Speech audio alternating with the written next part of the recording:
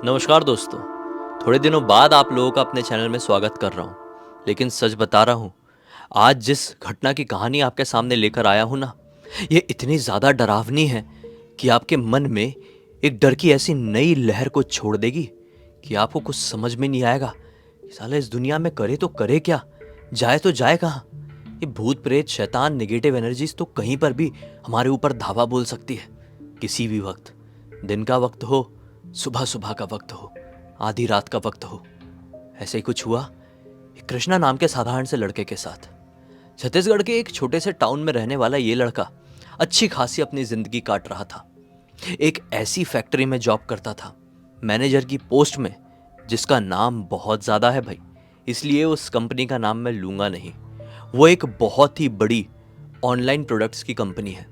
वो 6-7 साल से यहाँ पर बढ़िया से जॉब करता था, सब कुछ अच्छा ही चल रहा था कि एक दिन उसको उसके ऊपर वाले डिपार्टमेंट से ऑर्डर आते हैं कि भाई आपके अच्छे परफॉर्मेंस को देखते हुए हम आपका ट्रांसफ़र इस जगह पर कर रहे हैं जहाँ पर हमारी दूसरी ब्रांच है। वो बहुत खुश हो गया, बोला ठीक है।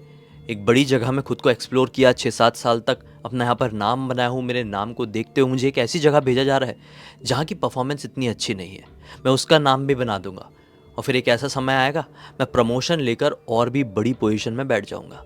कृष्णा के साथ साथ उसके घर वाले भी बहुत ज़्यादा खुश हुए। बेचारे नहीं जानते थे कि कौन सी मनहूसियत कृष्णा का उस छोटे से गांव में उस फैक्ट्री में इंतज़ार कर रही थी। वो वहाँ पर पहुंचा, ज्वाइनिंग हुई तो उसे ये समझ में आया कि उसकी अब डे शिफ्ट में जॉब नहीं चलेगी, उसकी जॉब चलेगी नाइट शिफ्ट में। दरअसल वहाँ पर जो नाइट शिफ्ट में जॉब करते थे, काम करते थे ना लोग, वो इतनी अच्छी परफॉर्मेंस नहीं दे पा रहे थे। इसलिए कृष्णा को उसके बड़े टाउन से बुलाकर इस छोटे टाउन में सेटल करवाया गया था। कृष्णा ने बोला कोई दिक्कत नहीं है, सुबह सो लेंगे, रात में जॉब कर लेंगे, एक आध साल में परफॉर्मेंस अच्छी बना देंगे इस फैक्ट्री की, जब सब ठीक हो जाएगा फिर बात करेंगे, डे शिफ्ट में डाल दो, कोई तकलीफ नहीं है। कृष्णा भी अपने कंपनी के प्रति उतना ही ज़्यादा लॉयल था जितना कि कृष्णा को उसकी कंपनी वाले मानते थे। ठीक है भाई, उसने ज्वाइन कर लिया। आने वाले 6-7 दिन बहुत अच्छे से बीते। कृष्णा का इस फैक्ट्री में एक स्पेशल कैबिन था, उसी कैबिन के अंदर उसका स्पेशल बाथरूम भी। वो वहाँ पर पहुँचता था रात के 8:30 बजे के आसपास। कुछ लेबर्स होते थे, उनको काम में लगा देता था, फिर अपनी चेकिंग वगैरह के लिए जुट जाता था। फिर जब उसका काम डाटा एंट्री वगैरह जो कुछ भी उसका काम होता था भाई कंप्लीट होता था ना, तो थोड़ा अपनी चेयर में ही फैल के रेस्ट कर लेता था। फिर वॉशरूम वगैरह जाने का मन किया तो वहीं पर चले जा रहे हैं, मतलब कोई तकलीफ थी नहीं, सब बढ़िया से था। सोना वोना भी बीच बीच में 1-2 झपकी हो ही जाती थी। ठीक 8वें दिन यहाँ पर इसने ज्वाइन किया है, ठीक 8वें दिन की रात। होता यह है कि आज ये 8:30 की बजाय रात के 10 बजे फैक्ट्री में पहुंचता है। कोई पर्सनल रीज़न रहा होगा, वो समय पर नहीं पहुंच पाया था। जैसे ही वो पहुंचता है तो पाता है कि कुछ नए प्रोडक्ट्स का स्टॉक आया हुआ है, वो फैक्ट्री में लग रहा है ताकि उसके ऊपर और भी काम किया जा सके। उनका जो भी चेन रही होगी, जिस प्रकार का भी उनका बिजनेस मॉडल होगा, मैन्युफैक्चरिंग मॉडल रहा होगा, उस हिसाब से वहाँ पर काम हो रहा था। तो कुछ रॉ प्रोडक्ट्स आए हुए थे और उसको वहाँ के मजदूर जो इसके अंडर में काम करते थे वो उनकी जगहों पर जमा रहे थे। जो चीज़ें आई हुई थी उन चीज़ों को मजदूर जमा रहे हैं फैक्ट्री में, ठीक है। ये आया और मजदूरों को बोला कि यार सामान बहुत ज़्यादा है और तुम 3-4 लोग ही हो, तुम लोगों से हो नहीं पाएगा, सुबह से फिर दोपहर भी हो जाएगी, तुम लोग बड़े थके हुए भी दिख रहे हो, चलो मैं भी तुम्हारा हाथ बटा देता हूँ। तो कृष्णा मैनेजर होने के बावजूद भी वो लेबर्स के साथ काम करने लगा। लेबर्स ने 1-2 बार मना भी किया, लेकिन कृष्णा बहुत ही अलग टाइप का बंदा था। वो इस कंपनी को खुद की कंपनी समझता था, उस प्रकार से काम करता था। तो लेबर के साथ काम करने में जुट गया। काम करते करते 1-1:30 बज गए। कृष्णा को थकान हो गई।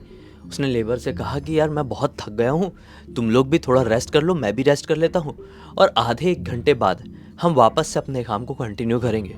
और कैसे भी करके 8 बजे से पहले ये जितने भी रॉ मटेरियल्स आए हैं इनको इनकी जगह पर लगा देंगे। मजदूर भी खुश हो गए। वो एक हॉल जैसा था, ये फैक्ट्री बहुत बड़ी है, ग्राउंड फ्लोर है, फर्स्ट फ्लोर है, सेकंड फ्लोर है। तो एक कमरे में जाके जितने भी लेबर्स हैं वो थोड़ा सा कमर सीधी कर लिए, लेट गए और ये अपने कैबिन में फर्स्ट फ्लोर में जाने लगा। सीढ़ियाँ चढ़ ही रहा था ग्राउंड फ्लोर से कि उसको ये आभास हुआ कि उससे कंधे में काफ़ी ज़्यादा पेन हो रहा है, काफ़ी ज़्यादा दर्द। उसने सीढ़ियाँ चढ़ते चढ़ते ही ऐसा करके देखा अपनी टी शर्ट को, तो क्या पाया कि यहाँ पर ये कंधा है ना, यहाँ पर ऐसा लंबा सा लाल सा निशान आ गया है। वो सोचा कि ये किस प्रकार का निशान है यार। उसने उसको दबा के देखा ना तो असहनीय दर्द हो रहा था। फिर उसने इस तरफ भी देखा तो सेम निशान इस तरफ भी आया हुआ है। उसने उसको भी थोड़ा टच करके देखा, बहुत ज़्यादा दर्द हो रहा है। जब तक वो फर्स्ट फ्लोर की पूरी सीढ़ियाँ चढ़े तब तक उसे ये एहसास हो जाए कि अरे बाप रे, मेरे कंधे में कोई बैठा हुआ है क्या। मतलब उसको ऐसा लग रहा था मेरे शरीर को ऊपर बैठ के कोई दबा रहा है और ये जो निशान आए हुए हैं वो किसी के पैर के होंगे। उसने ना एक वीडियो देखा हुआ था मेरा भी, और उसने मतलब ये चीज़ जाना हुआ था। मतलब एक फ़िल्म भी आई है, आप लोगों को पता होगा तो, जिसमें एक लड़का है, उसके ऊपर एक उसकी पत्नी बैठ जाती है। वही लड़के ने अपनी पत्नी को मारा रहता है। एक ऐसी, मैं गलत नहीं हूँ तो जापानीज़ फ़िल्म है या कोरियन फ़िल्म है, ठीक है। इसके ऊपर मैंने भी वीडियो बनाया और मेरा वीडियो बहुत फेमस हुआ है। लगभग 150 मिलियन व्यूज़ उसमें गए थे, अगर आप लोगों को पता होगा तो, ब्लडी वाइब्स में।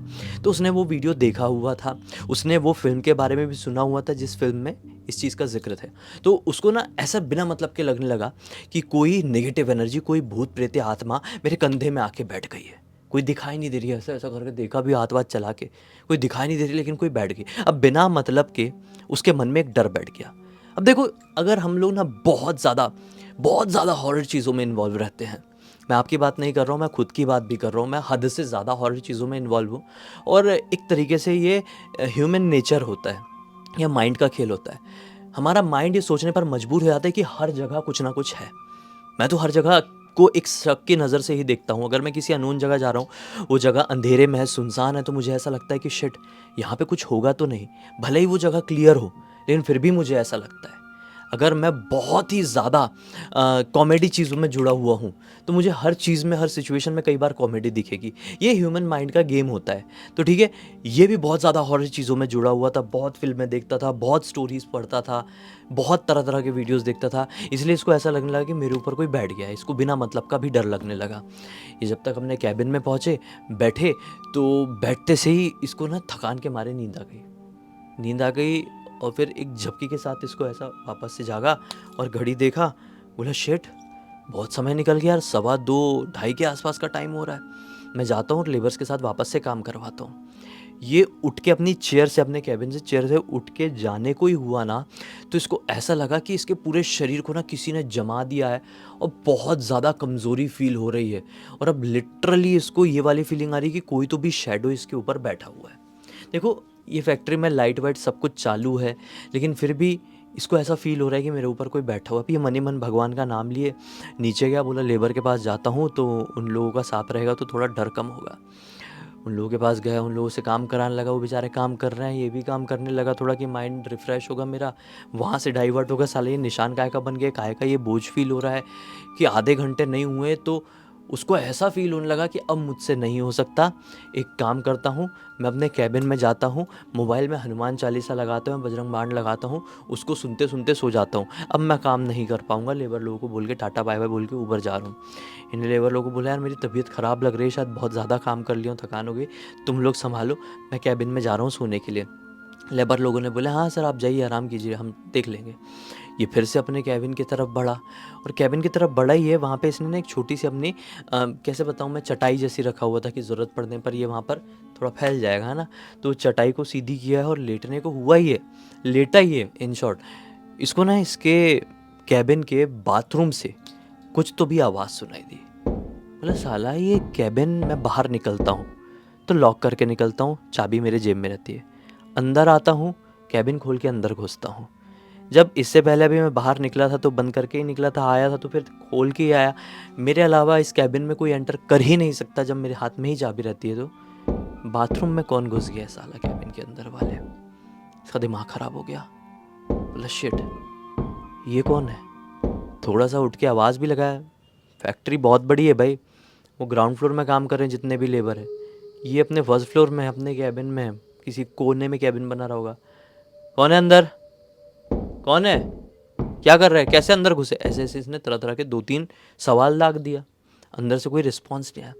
ढक ढक ढक ढक ऐसी आवाज़ सुनाई दे रही है। इसने बोला मैं जाकर ही देखता हूँ।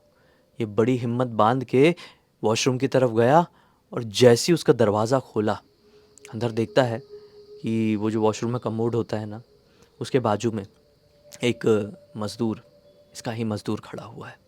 दीवार की तरफ मुंह करके। इसका नाम मैं भूल रहा हूँ, ऋषभ नाम था शायद। वो ऋषभ नाम का मजदूर वहीं पर खड़ा हुआ है और दीवार की तरफ देख के धीरे धीरे हिल रहा है। इसने बोला, ऋषभ ऐसा क्यों खड़ा है कमोड के बाजू में, और धीरे धीरे हिल क्यों रहा है? चल बाहर निकल। तू अंदर कैसे घुसा? चाबी तो मेरे पास थी। तूने कोई दूसरी चाबी बनवाया क्या? सर को बताता हूँ मैं, बाहर निकल तू। लेकिन ऋषभ है कि कोई रिस्पॉन्स देने के लिए तैयार ही नहीं, वो सिर्फ हिल रहा है। ऋषभ का चेहरा इसको नहीं दिख रहा है, सिर्फ पीठ ही दिख रही है, क्योंकि इसकी तरफ वो पीठ करके खड़ा हुआ है। ये 2-3 बार बोला, ऋषभ ने पीछे पलट कर नहीं देखा, हिलना बंद नहीं किया, तो ये ऋषभ के पास पहुंचा। और जैसे ही उसके पास जाकर देखा तो क्या पाया कि ऋषभ अपना सर उस बाथरूम की दीवार में ऐसा हिलते हिलते पीट रहा है, ठक ठक। और शायद वो बहुत देर से पीट रहा होगा भाई, उसके सिर से खून आ रहा था। दीवार में उसके सिर से निकलते हुए खून का धब्बा बन गया था। ये चीज़ ने इसको, अपने कृष्णा को अंदर से झंझोड़ कर रख दी। ये क्या नज़ारा था? कृष्णा को कुछ समझ में नहीं आ रहा था। कृष्णा ने फिर से इसके कंधे में हाथ लगाकर बोला, ऋषभ हट जा वहाँ से, खून बह रहा है। क्या हो गया तुझे? तू ठीक तो है ना? कोई प्रॉब्लम है तो मुझे बता। ऋषभ का हाथ पकड़ने की कोशिश की तो लेकिन ऋषभ तो वहाँ पे पत्थर का बन चुका है। इसने बोला, एक काम करता हूँ, जल्दी जल्दी जाता हूँ कैबिन में, वहाँ पे मटके से पानी निकाल कर इसको पिलाने की कोशिश करता हूँ, ठीक लगेगा? वो भागता हुआ कैबिन की तरफ गया। हमने मतलब बाथरूम कैबिन के अंदर ही है, समझ रहे हो ना, मतलब अटैच्ड है यार। वो हमने कैबिन में आया, मटके से पानी निकाला ग्लास का और वापस बाथरूम की तरफ गया कि मैं इसको थोड़ा पानी पिलाऊंगा, थोड़ा हिलना ही बंद करेगा, शायद नींद में ये कर रहा है। तो जैसे ही वो बाथरूम में इस बार पहुंचा तो बाथरूम में कोई है ही नहीं, लिटरली कोई भी नहीं है। जहाँ पर ऋषभ अपना सर पीट रहा था वहाँ पर खून का धब्बा तो बना हुआ है, लेकिन ऋषभ बिल्कुल भी नहीं है। इसकी मतलब मैं, आप समझ रहे हो, आप इमेजिन करो इस रूम को, जहाँ पर इस रूम से बाहर निकलने का दरवाज़ा है ना, वहीं पर मटका रखा हुआ था। ये बाथरूम से निकलकर उस रूम के दरवाजे तक आया था, मटके से पानी निकाला था और वापस लौट के बाथरूम में गया था, तो ऋषभ अंदर नहीं था। उस बाथरूम से बाहर निकलने का कोई और रास्ता है ही नहीं। इस कमरे के मेन दरवाजे में ही तो मटका रखा था, ये वहां तक आया था। ये साला ऋषभ बाथरूम से निकला ही नहीं है, तो बाथरूम के अंदर से गायब कैसे है? इसका पूरा शरीर, इसकी पूरी जान सूख गई। इसके हाथ से पानी का गिलास गिर गया। ये आवाज लगाए, चिल्लाए, मजदूरों को अपने पास बुलाए, जो कुछ समझ में नहीं आ रहा है, भागना है क्या करना है कुछ नहीं मालूम। अचानक से धम से आवाज हुई और पूरे की पूरी फैक्ट्री की लाइट ऑफ हो गई। इसका शरीर में पूरे ऊपर से नीचे तक रोंगटे खड़े हो गए। एक अजीब सी सरसराहट दौड़ पड़ी। इसको ऐसा लगा कि इस बाथरूम में, इस कैबिन में मेरे अलावा कोई नहीं है, लेकिन फिर भी कोई है जिसे मैं देख नहीं पा रहा हूँ। मुझे वो छिप छिप कर देख रहा है, मुझे वो किसी ना किसी तरह से नुकसान पहुँचाने की कोशिश कर रहा है। इतने में बाथरूम में जहाँ पर ये खड़ा हुआ था उसके एग्जैक्टली सामने एक मिरर है। बाथरूम में छोटे से मिरर होते ही हैं।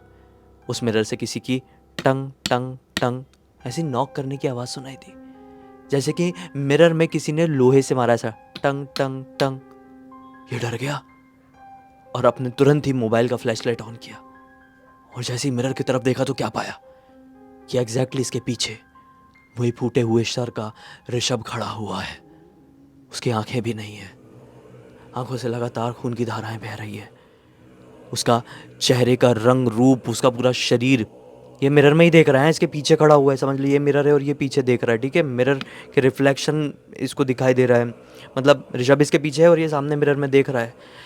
इसने देखा कि ऋषभ का पूरा जो शरीर है वो सफ़ेद पड़ चुका है। क्या रिएक्ट करे क्या नहीं, चिल्लाने को कोशिश भी कर रहा है लेकिन मुंह से चीख नहीं निकल रही है। अचानक से ऋषभ ने अपना हाथ उठाया और इसके कानों में सहलाया। वो हाथ इतना ठंडा था जैसे कि मानो आप अपने हाथ को -20 डिग्री में 24 घंटे तक रख दो, कितना ठंडा हो जाएगा? पूरा बर्फ की सिल्ली के तरह उसका हाथ ठंडा था। उसने कृष्णा के कान और गाल में एक साथ ऐसे हाथ लगाया है, बस वो ऐसे जम गया। लिटरली वो ऐसी फीलिंग थी कृष्णा की कि उसने कभी एक्सपीरियंस नहीं किया था। अचानक से वो इसके कानों के पास आया और कुछ तो भी कहा, और जैसे उसने कुछ कहा इसने बहुत जोर से चिल्लाया और भागा, गंदा वाला बहुत तेजी से भागा। इनफैक्ट जो कैबिन से बाहर निकलने का दरवाज़ा था उसमें एक पोर्शन में कांच लगा हुआ था, वो कांच को ये तोड़ते हुए भागा, टकरा टुकरा के टूट गया वो। ये भागा मजदूर के पास, मजदूर नीचे ही थे। बोले सर क्या हो गया? बोले यहाँ से भागो, कुछ नहीं मालूम, यहाँ से भागो। लिटरली जैसे ही ये वहाँ से बाहर निकले, ये पता नहीं ये फैक्ट्री से बाहर निकलते से ही इसको क्या हुआ क्या नहीं, ये बेहोश होकर गिर गया। मजदूर किस्मत से साथ में थे, उसे तुरंत उठाए, हॉस्पिटल लेकर पहुंचे नज़दीकी। मजदूर ने इसके घर वालों को फ़ोन लगाया, इसकी पत्नी भी थी, और सब बुलाया गया तुरंत भाई। सब लोग पहुंचे, मम्मी पापा सब लोग पहुंच गए भाई इसके बाद कि क्या हुआ हमारे लड़के को। हॉस्पिटल में पहुंचे तो डॉक्टर साहब ने बताया कि इसको होश ही नहीं आ रहा है, हमको बिल्कुल भी कुछ भी समझ में नहीं आ रहा है। अगर इसे अगली रात तक होश नहीं आया तो इसे आप किसी बड़े शहर में लेके जाओ, मुंबई दिल्ली ऐसी कोई बड़ी जगह में लेके जाओ, वहाँ पर इलाज कराओ, क्योंकि हमको कुछ भी, ये मेडिकल हिस्ट्री में हमारे सामने कभी ऐसा केस नहीं आया है। ये सिर्फ बेहोश है, लेकिन फिर भी वो होश में नहीं आ रहा है।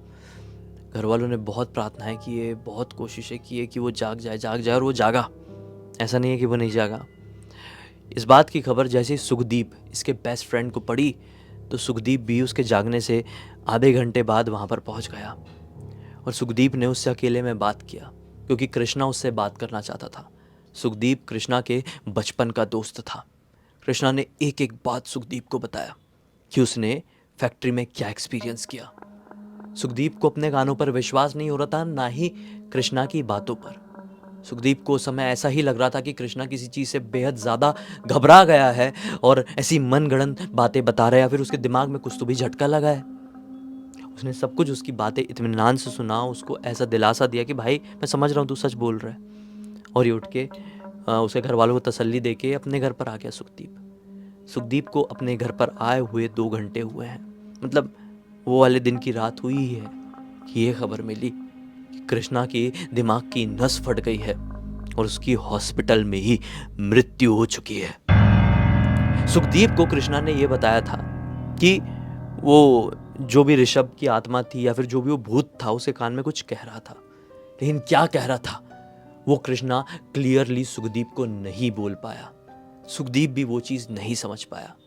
शायद कृष्णा के असली डर का राज, उसकी मृत्यु का राज, उसके खौफ का राज उन वर्ड्स में ही था, जो वर्ड्स वो आत्मा ने, वो शैतान ने, वो भूत ने इसे कान में कहा था।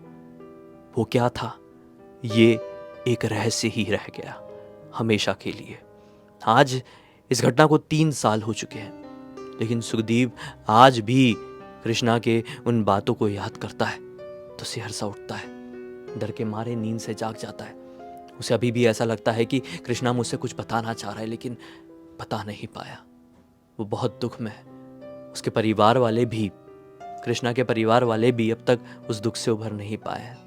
इस पूरी घटना की जानकारी मुझे खुद सुखदीप ने ही इंस्टाग्राम पर लिखकर भेजा। बोला भाई पूरी दुनिया को बताओ, एक अजब सी कहानी है ये। मैंने बोला भाई ये तो बनाना बनता है। कैसी लगी आपको? क्या लगता है आपको कि क्या होती है ये पैरानॉर्मल एनर्जीज़ की बातें? क्या होते हैं उनके वर्ड्स? कई बार ये क्या कह जाते हैं कानों में? मैंने कई लोगों से ये चीज़ सुना हो, नहीं मालूम। प्रार्थना करता हूँ भाई जीते जी ऐसी चीज़ें कभी किसी के सामने ना आए, ऐसे वर्ड्स कभी और कोई ना सुने। इसी एक नोट के साथ अब इस कहानी का अंत करते हैं। अब तक इस वीडियो को देख लिए हैं तो लाइक ज़रूर कर देना, चैनल को सब्सक्राइब करके बेल आइकन के ऑल के ऑप्शन में क्लिक करना, क्योंकि इसी तरह के हैरान कर देने वाले खौफनाक वीडियोस डेली आप लोग के सामने लेके आते रहते हैं। इंस्टाग्राम की लिंक इस वीडियो के डिस्क्रिप्शन बॉक्स में मिल जाए, क्लिक करके डायरेक्टली वहाँ पर पहुँच जाना। और इसी तरह की कोई भी कहानी, टॉपिक या जानकारी आप लोग के पास भी है तो लिख भेजना। हो सकता है हमारा अगला वीडियो कल आपके हिसाब से ही बन रहा हो। तो चलिए कल फिर से मिलते हैं, तब तक के लिए बहुत बहुत धन्यवाद। आपका दिन शुभ हो।